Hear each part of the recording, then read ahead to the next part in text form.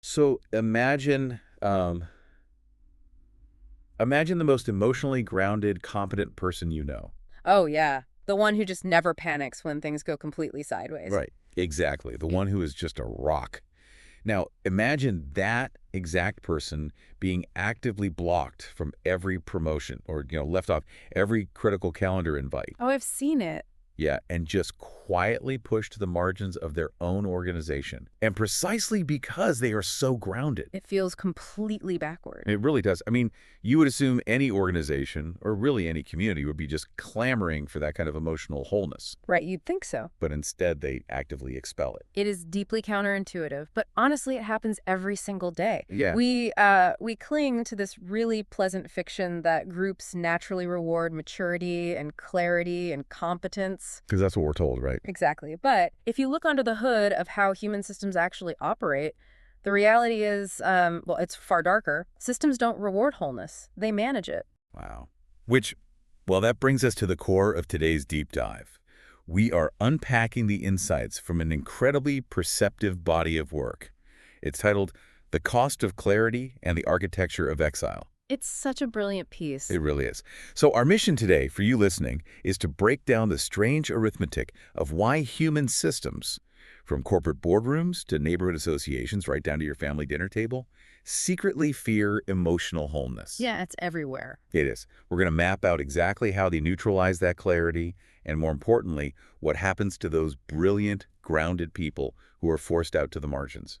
So, okay, let's unpack this. Let's do If it. a room is just full of dysregulated, stressed out people, why on earth does that room reject the one person who actually has a regulated nervous system? Right. So it fundamentally comes down to the architecture of control.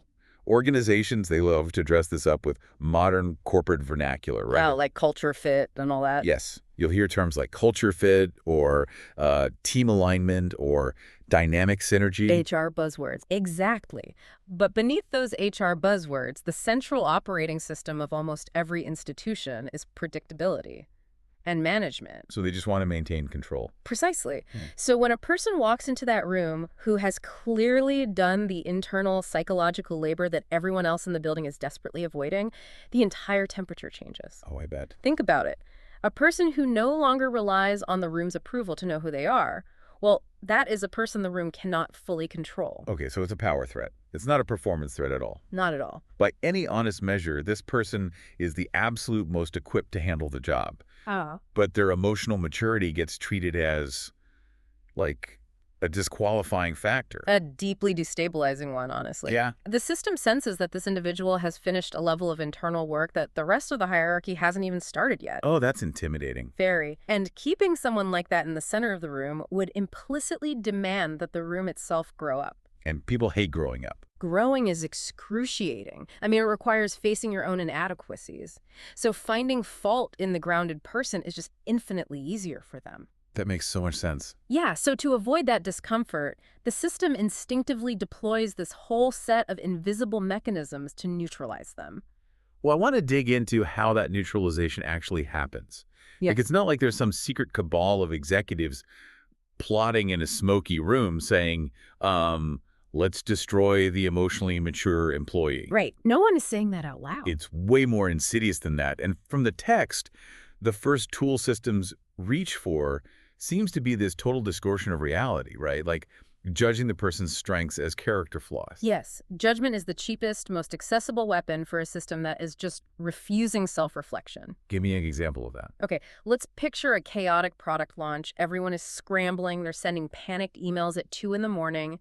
They're performing this theatrical distress. We've all been on those email threads. Right.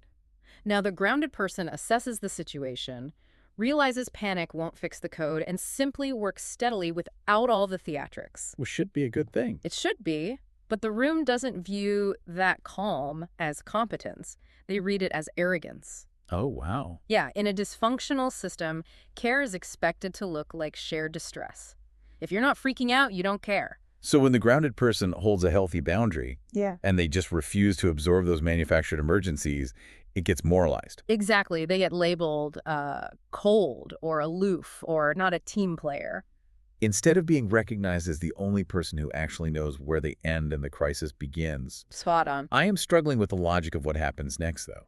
Because if a company is ultimately driven by capitalism and, profit, why would they intentionally neutralize their most capable person through misplacement? It sounds absurd on paper. It really does. Yeah. Like, why take a top-tier operator and shove them into a role where they have minimal impact? That seems so counterproductive to the whole point of a business. It seems counterproductive until you realize that for the people holding power, maintaining homeostasis is often way more important than maximizing efficiency. Okay, that's dark. A highly functioning, clear-eyed person in the boardroom is going to start asking questions like why the workflow is broken or why leadership is avoiding hard decisions. Right, why the incentive structures are toxic. Yes, and that is a massive threat. So the system solves this through strategic misplacement. Just moving them out of the way? Exactly. They slot this whole complex person into a tiny, restricted fraction of their capability. They take someone who should absolutely be running the operation, and they keep them permanently stationed at the front desk. Right, because their calm demeanor is highly useful at the front desk for, de-escalating angry clients. Exactly. But it's completely inconvenient in the back room where the real messy decisions are actually made. You nailed it. It's essentially a containment strategy, just wearing an org chart as a disguise. Which naturally paves the way for the next phase of neutralization, which is dehumanization. Oof, yeah. Let's talk about that. Once you've confined a person to a single narrow function, it becomes very easy to just strip away their humanity. You start hearing management say things like, oh, she's just so reliable, or he's our rock. Which sound like compliments. They do sound like compliments, but they are actually descriptions of utility. A rock doesn't have needs. Right. A rock doesn't experience burnout. So by reducing the person to an output, the system basically absolves itself of having to reckon with the massive internal cost it takes for that individual to hold steady for everyone else, day in and day out. That tracks perfectly. If you are just a function, tool in the company's belt, the company never has to ask how the tool is feeling. Precisely. And once you've been reduced to a function, they physically move you. They decentralize you. Yes, you become the person everyone consults in the hallway right before the actual meeting starts. But you never get the calendar invite for the meeting itself. Exactly. You're basically brought in as a triage nurse. Well, when a crisis is actively bleeding, the system yanks you into the center because they desperately need your clarity to stop the hemorrhaging. Okay. But the very second the danger passes, you are gently but firmly eased back out to the periphery. Because letting you stay at the table during peacetime would mean allowing your clarity to dictate how the room operates. And they can't have that.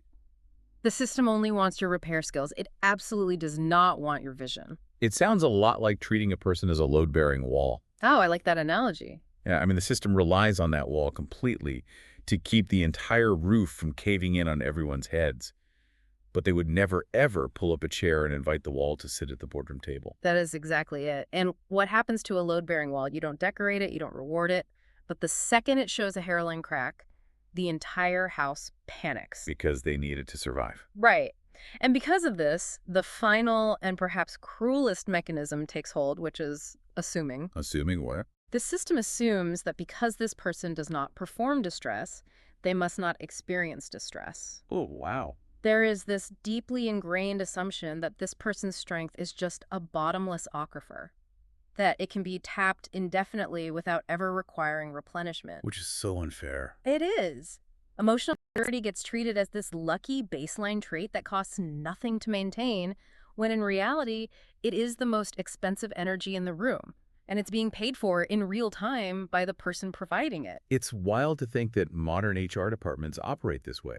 But corporate culture didn't invent this dynamic in a vacuum, right? Right, definitely not. We didn't suddenly learn how to systematically marginalize clarity just when we entered the workforce. We're actually just scaling up a behavioral response we all learned much earlier, Yeah. usually at our childhood dinner table. Absolutely. The workplace is really just the family system with a corporate logo slapped on the door. I love that phrasing. It's true. To understand how this works in a boardroom, you really have to look at family systems theory. Specifically, there's this clinical concept of the identified patient. Right, the person who gets blamed for everything. Yes. Every family develops an unspoken subconscious economy of who is allowed to feel what. The identified patient is the specific member onto whom the household projects all its unmetabolized distress, its trauma, and its tension.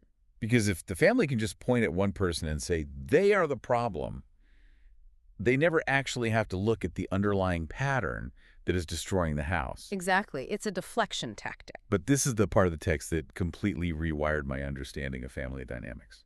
The role of the identified patient, the black sheep, rarely lands on the most damaged member of the family. That's the secret. It almost always lands on the most perceptive one. Yes, because someone has to actually see a pattern before it can be pointed out. Right. The child with the clearest sight is usually the first one to notice the unspoken dysfunction, mostly because they simply refuse to disappear into the family's preferred fiction. They see things as they are? Right. They notice the drinking, or the quiet cruelty, or just the elephant in the room.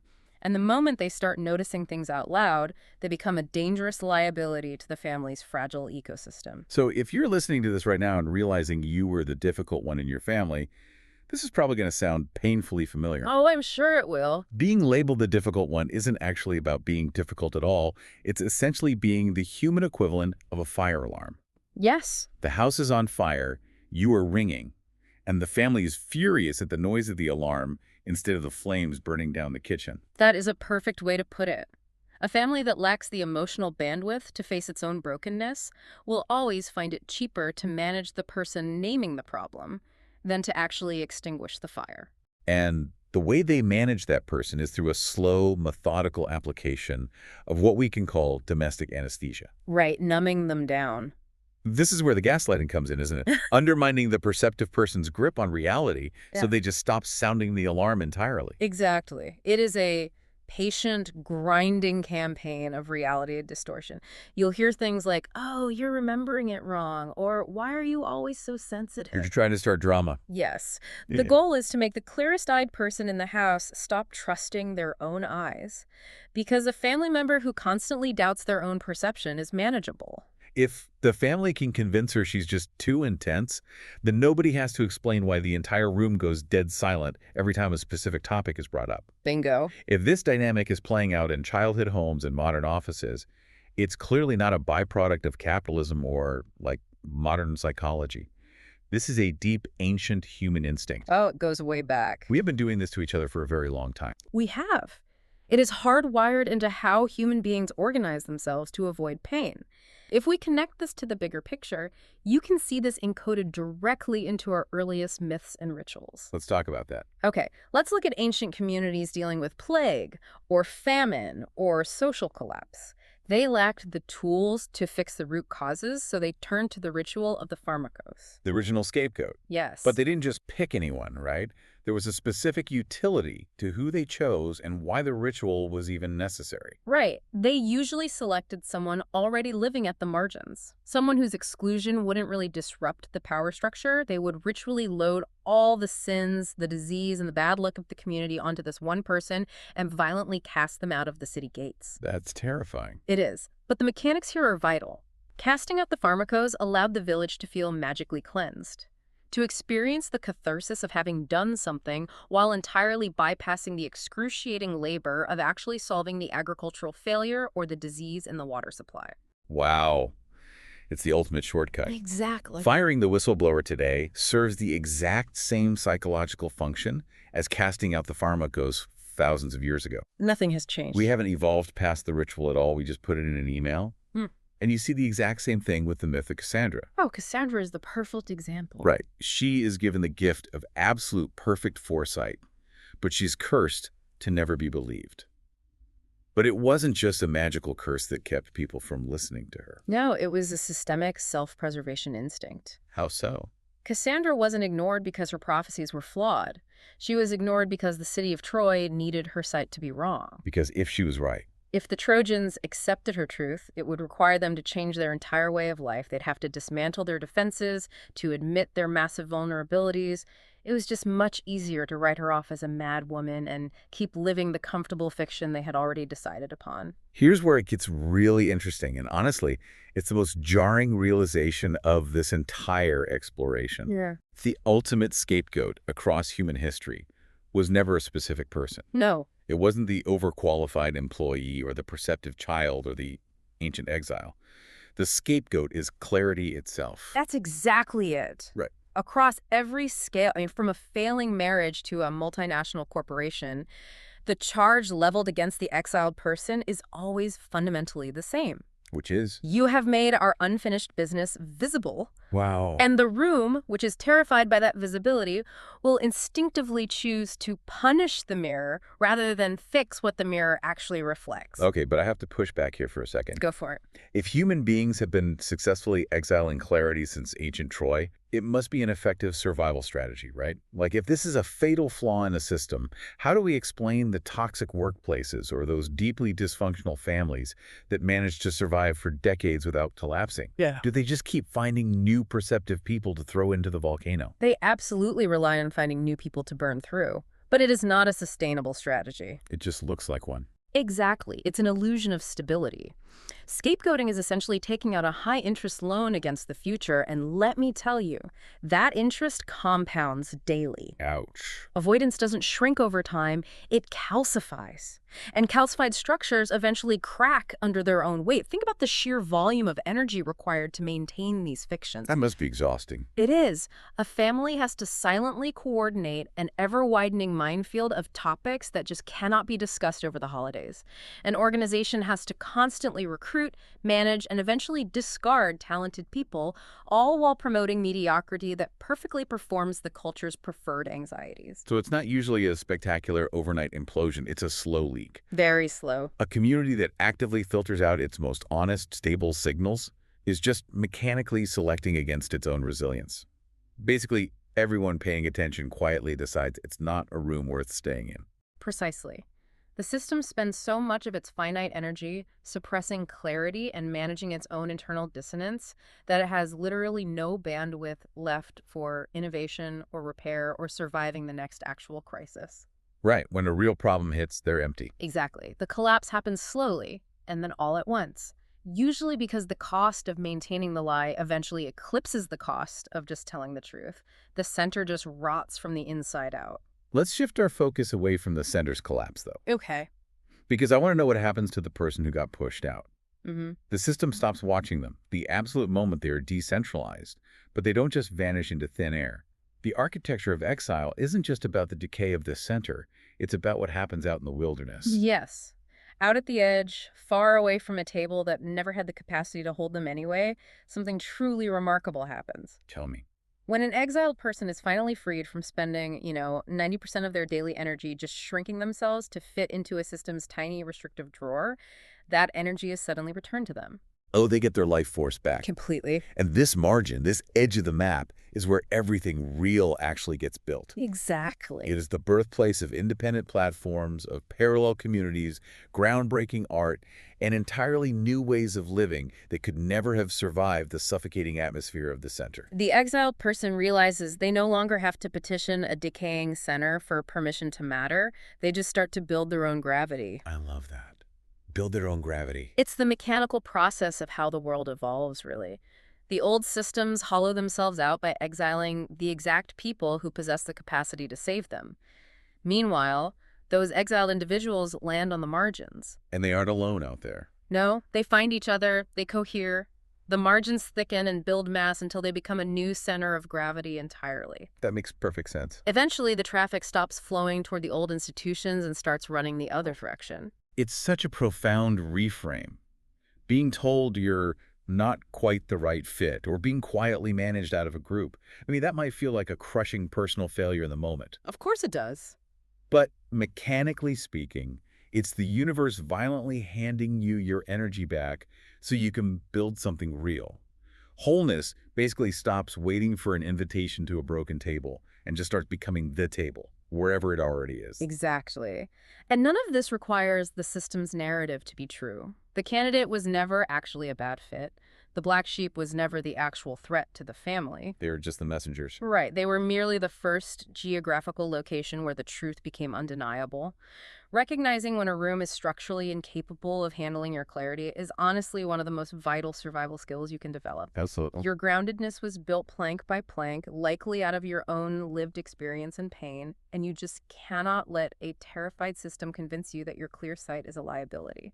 So if you were listening to this right now, and you've spent your life as the fire alarm in your family or the candidate who is always just too intense for the corporate culture, hear this. Your worth was never in question. Never. The rejection was never about a lack of ability. It was a panicked response to your abundance of it.